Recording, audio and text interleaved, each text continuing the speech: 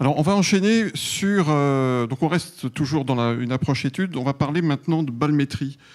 Et j'invite pour me rejoindre Stéphanie Grodard, qui est responsable marketing chez Adrexo, et Benoît Régent, qui est directeur général de la structure We Believe au sein du groupe Dentsu Aegis Media France. Alors, balmétrie, c'est une aventure. Je parle volontairement d'aventure parce que c'est une histoire qui a commencé fin 2010, qui s'est concrétisée formellement par la création d'un GIE en mars 2011 et qui a pour but de rendre le média courrier, adressé, non adressé, communication ou relationnel, de rendre le média courrier mesurable. C'est une question, je dirais, de survie. J'emploie volontairement ce mot fort parce qu'à l'heure où finalement, avec le digital, on peut absolument tout mesurer, même si derrière, il y a un petit peu d'illusion, mais on peut potentiellement avoir énormément d'indicateurs. Il était absolument vital de pouvoir déjà poser le courrier sur une mesure robuste qui permette de le mettre au même niveau que d'autres médias tels que la télé, la presse, la radio ou Internet. Donc on sait aujourd'hui dénombrer le nombre de lecteurs de courrier. Et ça, c'est une avancée absolument stratégique. Et en plus, c'est une initiative unique au monde, en tout cas dans cette ampleur. On verra qu'il y a d'autres initiatives à l'étranger, bien évidemment. Mais créer un GRP courrier, c'était finalement tout l'enjeu de balmétrie.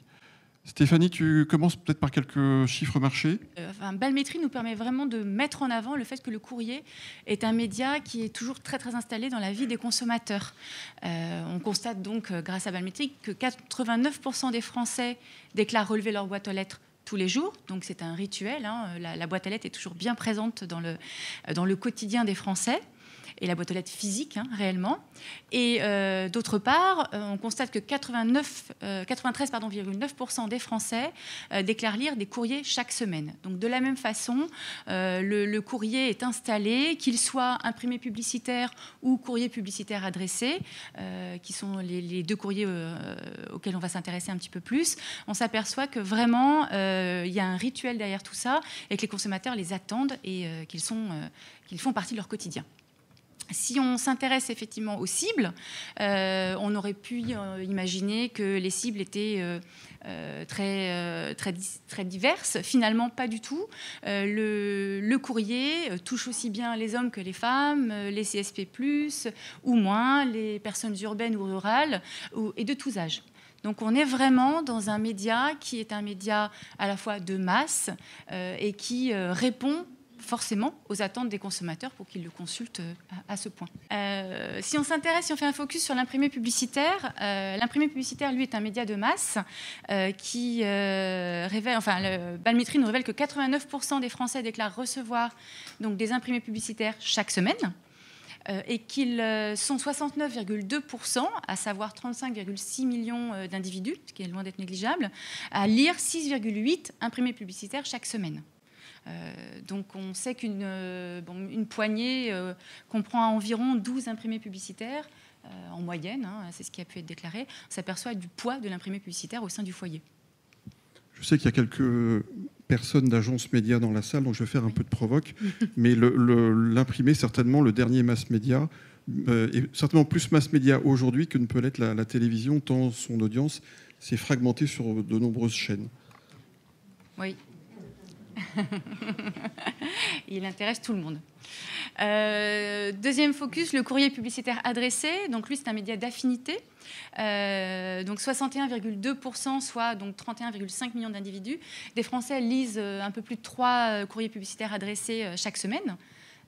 Donc de la même façon, on voit le poids de ce média et l'impact qu'il peut avoir. Alors maintenant, on va s'interroger sur la mesure, en fait, de l'audience du courrier. Pourquoi est-ce qu'on a fait ça ? Alors, le pourquoi, je le disais un petit peu en intro, mais c'est pas, bien sûr, pas que Google, on ne va pas pointer simplement Google, mais c'est vrai que le monde digital a radicalement changé l'appréhension, notamment de l'efficacité. Et il est clair que le monde du marketing direct, il a vécu quand même beaucoup dans la culture du secret, chacun ayant ses propres instruments de mesure, et surtout, je ne les partage pas avec ma communauté. Résultat, le jour où le média commence à être un petit peu chahuté, il n'existait pas, ou quasiment pas, d'indicateurs généraux qui soient capables d'être partagés par le marché pour se dire c'est un média qui fonctionne. Et donc, le parti pris, il était de se dire, finalement, si on veut rendre le courrier mesurable, on va commencer par le basique, c'est-à-dire, avant même de parler d'efficacité, est-ce qu'il est lu? Et donc, ça a été la construction d'une mesure d'audience. Construire une mesure d'audience, ça passe par des codes. Et le premier code, ça consiste à réunir autour de la table les principaux acteurs, quand bien même ils soient concurrents. Et c'est pour ça qu'on va trouver Adrexo, Mediapost autour de la même table, qu'on va trouver bien évidemment La Poste, et puis un certain nombre d'associations ou de regroupements. Je pense au CRTM qui réunit l'UDA et un certain nombre d'agences médias. Donc on a à la fois finalement les acheteurs et les utilisateurs du média, l'Observatoire qui était associé dès le départ à la démarche, et puis le SNCD qui représente plutôt la partie data du courrier. Donc on a vraiment une mesure interprofessionnelle et c'était absolument fondamental. Il y a eu un appel d'offres pour trouver l'institut qui allait accompagner le GIE Balmétrie. Ça a été Ipsos qui a été retenu. Et tout ça, ça ne figure pas, mais pour les spécialistes de l'audience, tout ça se fait sous le contrôle du CESP, qui est une association qui valide finalement les processus de recrutement et de qualité des instruments de mesure d'audience. Le pari un peu fou de départ, c'était de mesurer auprès des mêmes individus toutes les lectures, hormis les lectures du courrier personnel. C'est donc à la fois l'activité publicitaire, qu'elle soit imprimée publicitaire ou courrier adressé, mais aussi le courrier administratif et de gestion. Et puis on a sorti également ce qu'on appelle le courrier d'information. C'est du non adressé, mais qui provient essentiellement des collectivités locales, des mairies, donc c'est le bulletin municipal, la région, etc. Et puis éventuellement des associations, voire de temps en temps des tracts politiques quand on est en période électorale. Le processus, il est à double niveau. Il a déjà, d'ailleurs, pour être très clair, été éprouvé sur la mesure d'audience de la presse. On s'en écarte après, on n'a pas les mêmes indicateurs. Néanmoins, on a un pré-recrutement téléphonique. Pendant 19 minutes, les pauvres interviewés répondent à de multiples questions. Ça va de l'équipement du foyer de l'habitation en boîte aux lettres, s'il y a présence d'un stop pub, s'il y a présence d'un digicode, d'un gardien, etc. Puis tout un tas de questions sur leurs habitudes. Puis la deuxième phase va consister pour solliciter ces mêmes individus. Alors bien sûr, on en perd en cours de route, pour qu'ils répondent pendant une semaine d'affilée sur leur lecture, chaque jour, lecture par lecture. Et une des grandes innovations de Balmétrie, c'est de pouvoir mesurer chaque marque, chaque enseigne, puisque le média n'existe que par les marques qui diffusent des documents. Il n'y a pas d'éditorial propre aux distributeurs. Donc je suis interviewé chaque jour pendant, en moyenne c'est un peu plus de 4 minutes, je vais déclarer chaque lecture. J'ai lu un document Carrefour, et c'était un courrier adressé, ou c'était un imprimé, etc. Bien évidemment, on essaie d'être au maximum digital pour fluidifier le recueil. Donc on a 76% de recueil en digital. Et puis il y a des individus, soit réfractaires, soit non équipés. Ça représente 24% de nos interviewés. Pour l'anecdote, on ne leur dit pas que les 2 premiers jours de collaboration, on ne tient pas compte de leurs mesures, ce qui évite finalement d'avoir une surdéclaration au début, parce qu'on est tout content de participer à une grande enquête. Concrètement, des 18 000 recrutés par téléphone, on aboutit quand même, et c'est important pour la fiabilité des résultats, à plus de 106 000 lectures sur un an. Pourquoi un an? Parce que pour lisser les effets saisonniers sectoriels ou de volumétrie. Et puis on a un indicateur fondamental en termes de qualité d'audience qui aura des conséquences en termes de média planning, c'est qu'on va isoler les notions de première lecture. Donc c'est la première fois que je lis ce document. Et puis on va donc pouvoir évaluer les reprises en main des courriers. Stéphanie, quelques enseignements. Oui, donc là on va rentrer dans le concret en fait de l'étude, des résultats de l'étude. Donc 93,9% des Français ont lu au moins un courrier par semaine en fait. Après on a le détail par type de courrier qu'a pu mentionner Eric. On s'aperçoit que le courrier relationnel et de gestion représente une partie importante, 75,8%, et près derrière donc l'imprimé publicitaire. Si on analyse un petit peu plus sur la slide d'après, merci Eric, on voit que l'imprimé publicitaire donc, représente près de la moitié des lectures sur une semaine moyenne. Donc forcément un chiffre très important qui traduit aussi la volumétrie des imprimés publicitaires reçus, bien évidemment, sur une semaine, qui est bien plus importante que des imprimés non marchands, par exemple. Et particulièrement, on l'a noté, en GSA, donc les imprimés de grande surface alimentaire. Et après, les deux autres secteurs qui sont les plus représentés sont l'ameublement et la décoration, et encore après, le bricolage et le jardinage. Pour ce qui est de la lecture quotidienne, on voit des disparités en fonction du type de courrier. Si on s'intéresse au courrier relationnel et de gestion, par exemple, on s'aperçoit qu'il est un peu plus regardé le vendredi et le samedi. On peut imaginer que c'est le moment où les gens ont le temps de se pencher sur leurs factures et de faire du tri et de s'organiser. Pour l'imprimé publicitaire, on voit un pic donc, sur les 3 premiers jours de la semaine. Chose assez logique puisqu'on sait que la distribution des imprimés publicitaires a lieu en boîte aux lettres du lundi au mercredi. Donc il y a une logique qui s'installe, une cohérence dans tout ça. Pour la part de marché, en fonction de l'intensité de lecture, donc là, de la même façon, on voit que les imprimés publicitaires sont plus survolés, bien évidemment, que les courriers relationnels ou gestion, puisque l'imprimé publicitaire est associé, ça on l'a vu dans l'étude Ipsos, nous qu'on a fait en interrogeant donc les lecteurs directement. La lecture de l'imprimé publicitaire est associée à un plaisir. Il y a un moyen, le fait de feuilleter, de regarder est un plaisir. Donc bien évidemment, on survole, on ne va pas scruter non plus forcément ou regarder de très très près. Puis quand on a une photo et un prix, la notion de lecture, elle est un peu plus carrément subtile. Plus arbitraire, oui, totalement. Pour ce qui est du niveau de précision de l'enseigne, effectivement, avec Balmétrie, on arrive en fait à ressortir des chiffres au niveau de l'enseigne. Secteur d'activité, certes, mais on va jusqu'à l'enseigne. Donc là, on a des chiffres révélateurs sur la GSA. Donc secteur particulièrement représenté sur l'IP, avec le poids de Leclerc et de Carrefour en second plan. En moyenne, Leclerc a 13 millions de lecteurs par semaine. On est quand même, quand je parlais de mass média tout à l'heure, vous voyez que la plupart des autres acteurs leaders sont aussi sur des gros volumes. Bien sûr, le nombre de lecteurs va dépendre des volumes distribués, et il n'empêche que vous voyez que la volumétrie du nombre de lecteurs, elle est juste colossale. Donc là, on est parti de la base de l'audience de l'imprimé publicitaire, donc de 6,8 imprimés publicitaires en moyenne par semaine.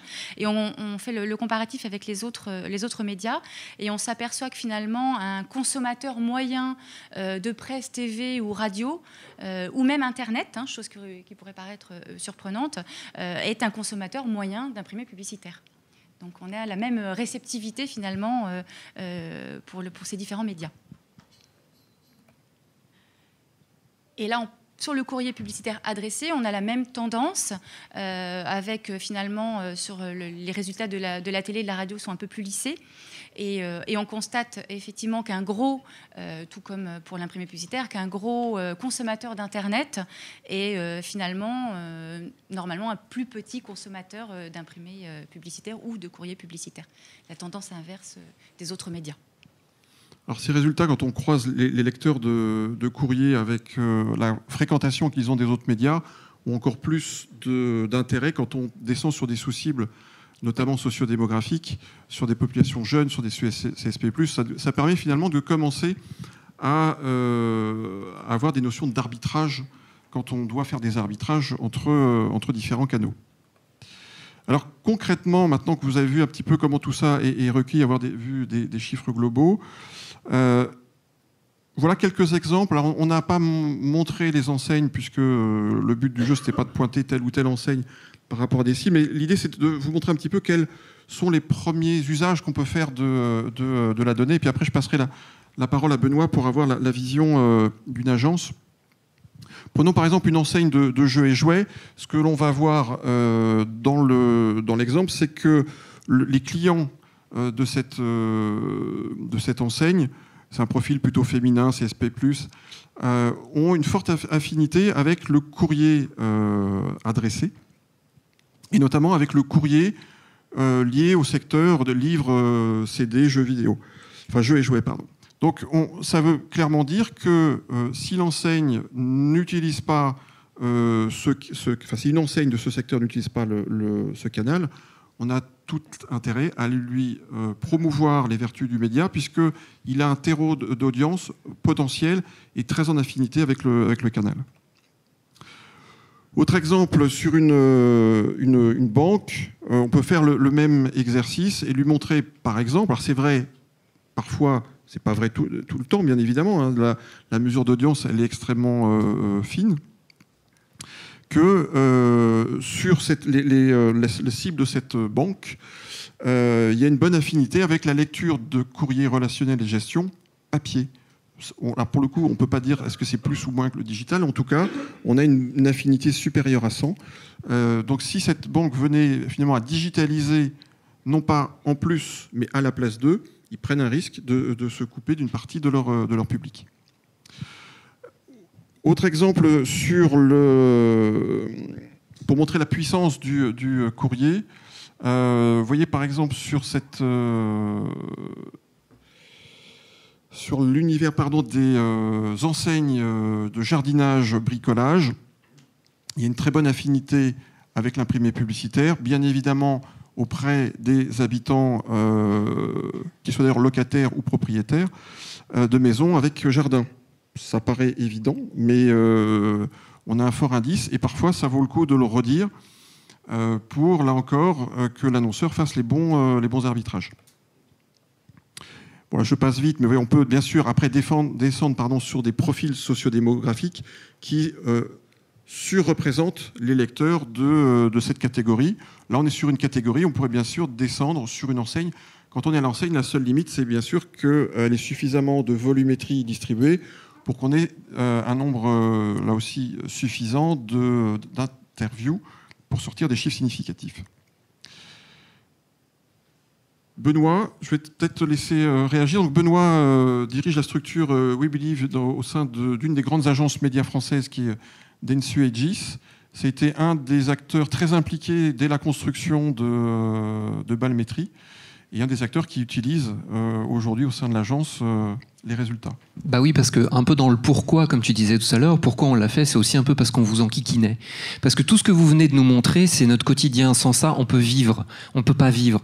L'une de nos missions, en tant qu'agence de communication, c'est de réussir à créer de la valeur pour nos clients à travers l'optimisation du média. Donc les convictions, c'est très bien, mais les insights chiffrés, c'est quand même un peu mieux. Alors les vertus de la mesure, il y en a beaucoup. Il y a quand même un club, c'est-à-dire il y a ceux qui ont de la mesure et ceux qui ne l'ont pas, donc c'est toujours mieux d'en avoir. C'est tout bête, mais quand vous devez prendre une décision, quand vous êtes droit dans vos bottes parce que vous avez des chiffres face à un client, vous êtes plus rassuré. Il y a une vertu de communication. Parce qu'à chaque fois qu'une nouvelle étude Balmétrie sort, ça donne une raison de communiquer sur le marché, ça fait vivre le média courrier dans l'esprit des agences médias, mais aussi dans l'agence des annonceurs. Vous n'imaginez pas le nombre de personnes au conseil dans les agences médias qui sortaient le courrier de leur champ mental, parce que pour eux, ce n'était même pas un média. On parlait avec Xavier tout à l'heure des différentes catégories. Très longtemps, quand j'avais encore des cheveux, on disait le courrier, c'est du hors média, parce qu'il n'y avait pas de contexte rédactionnel. Une aberration quelque part, mais c'était important de le préciser. Les idées reçues, tu en parlais aussi, c'est-à-dire que beaucoup de nos clients sont des résidents d'Île-de-France, des gens qui sont très CSP+, très actifs, qui eux-mêmes personnellement consomment de l'Internet, de la télévision, mais ne sont pas de gros consommateurs de courrier. Xavier en parlait également tout à l'heure, on voit l'importance du média courrier sur des patrons de magasins qui le vivent en province au quotidien. Sur des annonceurs franciliens, c'est quelquefois un petit peu compliqué. Puis une belle vertu aussi de la mesure, c'est de pouvoir faire travailler ensemble tous les acteurs, donc aussi bien les agences que des acteurs concurrents, parce que quand on est une agence et qu'on a en face de nous des concurrents qui vendent le même média, mais pas avec les mêmes mesures, pas avec les mêmes chiffres, c'est un cauchemar. Là, aujourd'hui, nous avons une définition consensuelle de ce qu'est un contact. Tu parlais du prix du contact, Xavier, tout à l'heure. Bah voilà, il fallait tout simplement l'inventer. Alors, dans les enjeux de la mesure, le premier enjeu, pour moi, de Balmétrie, c'est la valeur. Essayer de comprendre, effectivement, qu'est-ce qui va faire le prix. Avec Balmétrie, on a inventé la monnaie, tout simplement. Parce qu'auparavant, on ne pouvait pas comparer des choses, on n'avait pas le billet. Donc, première chose, c'est ça, c'est d'essayer de comprendre véritablement quel est le KPI qu'on va utiliser. Et si on n'a pas d'audience, on ne peut pas comprendre la suite, ce qui était un peu paradoxal dans le courrier, puisque vous nous aviez proposé des études, par exemple, pour comprendre l'efficacité sur les ventes du média courrier. Donc je savais que ça faisait vendre, mais je ne savais pas combien de personnes je touchais. Alors que traditionnellement, en agence, on essaye de comprendre qui je touche, qui s'en souvient, comment je vais les influencer, et au final, comment ils ont acheté. Une espèce de tunnel de transformation un peu simple. Deuxième enjeu, l'outil. Parce qu'en général, avec une étude d'audience, il y a un outil qui va avec. C'est comme ça dans la profession. Donc là, avec Balmétrie, on a un formidable outil dans les agences, qui est donc l'atelier courrier, qui pour nous est un enjeu de productivité énorme, parce que tout ce qu'on devait bricoler ou fabriquer à la main auparavant, aujourd'hui on a un outil qui nous permet de gagner du temps, ce qui nous permet aussi de considérer le média courrier de manière un peu plus simple. Et puis la précision, vous parliez du digital. À l'ère du digital, la publicité même en tant que telle, elle est en train de crever. Parce qu'on pense de plus en plus communication, on pense de plus en plus l'individu, aller adresser le bon message à la bonne personne sans déperdition. Et bien grâce à une mesure d'audience, on est aujourd'hui capable d'ajouter à une précision géographique qu'on a toujours travaillé en géomarketing depuis des années pour aller adresser le prospectus à côté du magasin, mais savoir qui sont les personnes qui effectivement lisent ce courrier. Alors comment on s'en sert concrètement au quotidien dans nos recommandations ? Quand vous vous adressez à des acheteurs de médias, vous avez des gens qui ont des réflexes. On parle d'un média print, donc il y a quand même des gens qui se posent la question de « j'ai imprimé, donc j'ai une diffusion ». On avait toujours travaillé en nombre d'exemplaires, sauf que derrière un nombre d'exemplaires, il y a une audience, parce qu'un exemplaire, il se balade. Donc pouvoir parler le même langage d'audience que des gens qui achètent de la presse, c'est véritablement essentiel pour créer ce bon réflexe. Donc première chose, on parle d'audience au-delà de la diffusion. Ensuite, on a de la pige. Moi, ça me fait hurler de rire de voir qu'effectivement, un Leclerc qui pendant des années, pour être très politiquement correct, nous disait « je vais arrêter de faire du prospectus » et aujourd'hui, le distributeur qui a la plus forte audience, c'est pas pour rien. Mais ça, c'est très intéressant pour moi parce que ça me permet de pouvoir positionner un client dans son univers de concurrence. Pour dire, voilà, regardez aujourd'hui la puissance que vous délivrez avec ce média par rapport à vos concurrents. Ça, on sait le mesurer et pas qu'en nombre d'exemplaires puisque l'attractivité du document est mesurée à travers son audience. Et puis, au final, en termes de ciblage, ce qu'on fait très concrètement, vraiment au quotidien avec Balmétrie, c'est essayer de comprendre pour une marque donnée quels sont les critères qui vont être attractifs pour une cible donnée. On sait les gens qui se rendent dans le magasin en termes de profils, socio-démos, etc. Tous les clients d'un magasin ne sont pas forcément gros lecteurs de courrier. Tu parlais des jardins sur la piscine. Est-ce que le fait d'avoir des enfants va conditionner le fait que je lis tel ou tel type de prospectus ? Eh bien, une fois qu'on a été capable d'identifier précisément les variables socio-démos ou comportementales qui influencent l'efficacité du média, puisque j'ai ces informations au niveau iris, donc c'est toutes ces petites zones que je peux utiliser, eh bien il me suffit d'aller chercher des jumeaux à proximité du magasin, là où je vais pouvoir optimiser l'efficacité du média. Et là, je crée de la valeur pour mon client.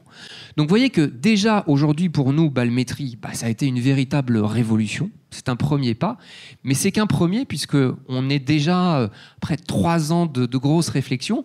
On attend la suite, à savoir la possibilité très rapidement de pouvoir benchmarker différentes hypothèses de campagne, donc mesurer véritablement un plan, sa couverture et sa répétition. Et là, on aura avec le média courrier, comme tu le disais, sur la puissance du mass média, ce serait un long débat, on aura entre les mains effectivement toutes les armes à tous les niveaux sur l'audience, sur la mémorisation, sur l'influence, sur les attitudes et sur les ventes pour démontrer qu'on a entre les mains un média redoutablement efficace. Merci Benoît. Alors ça me fait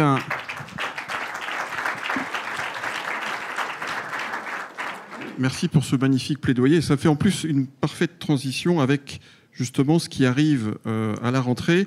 Déjà, on a commencé sur l'imprimé publicitaire, parce qu'il fallait bien commencer par un canal. Et ce qui nous reste à franchir comme étape, aujourd'hui, on a en fait des données de lecture brute. C'est-à-dire qu'on a un nombre de lecteurs, et ce qui nous reste à mettre en face, c'est un nombre d'exemplaires distribués. Ça paraît très basique.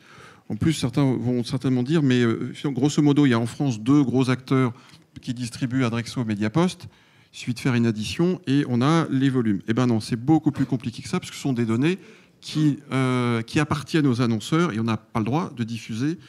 Donc ça fait ces 2 ans de travail avec un des grands pontes, je dirais, du média planning en France, que j'ai sorti de sa retraite pour nous aider à travailler, et finalement à contourner les interdits pour reconstituer des données clés qui vont permettre de réelles avancées et qui surtout vont nous permettre de répondre à une question que Benoît m'a posée il y a 2 ans, en me disant Balmétrie ne va pas encore jusqu'au bout. Ça arrive, il n'y a plus que quelques semaines à attendre. Un peu de patience. Il y a en fait 3 indicateurs clés qui vont venir nourrir la machine. C'est une estimation des volumétries distribuées. Là, le deuxième indicateur, c'est que tous les annonceurs ne communiquent pas toutes les semaines. Vous avez vu que jusqu'à présent, on a parlé d'une audience moyenne semaine. Très bien pour un Carrefour, un Leclerc, où il y a quasiment un document chaque semaine qui rentre en boîte aux lettres. Au moins un. Parfois, c'est plus. Sauf que quand on est sur de la distribution spécialisée ou sur des secteurs tels que l'automobile ou les télécoms, c'est 3, 4 vagues par an, voire 5. Et donc, si on ramène à une semaine moyenne de lecture, on va avoir un dénominateur qui va totalement plomber les résultats. Donc, on va pouvoir pondérer nos résultats bruts par les moments de communication de chaque enseigne. Et puis, il faut tenir compte, Benoît en parlait, de la géographie de ciblage. Toutes les enseignes ne couvrent pas toute la France. Chaque enseigne va effectivement aller chercher des zones où, à minima, elle a un point de vente. Donc on va rentrer ces ingrédients, pour ceux que ça passionne, on pourra en parler des heures, mais on va reconstituer toutes ces informations pour sortir de nouveaux indicateurs. J'ai pris un exemple réel, je ne citerai pas la marque, qui, on va le dire, sur une semaine moyenne, cette marque, elle a 5 800 000 lecteurs, si on prend la donnée brute. Quand on ramène cette marque sur les seuls moments où elle communique, donc on passe de 5 800 000 lecteurs à 9 700 000 lecteurs, ce qui quand même change tout en termes de puissance. Et puis on a ce qu'on appelle l'audience passive, ce sont des lecteurs sur les semaines où la marque n'a pas distribué, donc c'est le document, le catalogue a certainement traîné dans un coin et il y a de la reprise en main. Et c'est quand même pas neutre, c'est 533 000 lecteurs. Et puis pour aller tout au bout, on va comparer les volumes distribués avec le nombre de lecteurs, ce qui va nous faire un taux de transformation. Sur cette enseigne-là, sur 100 documents distribués, j'ai 93 lecteurs.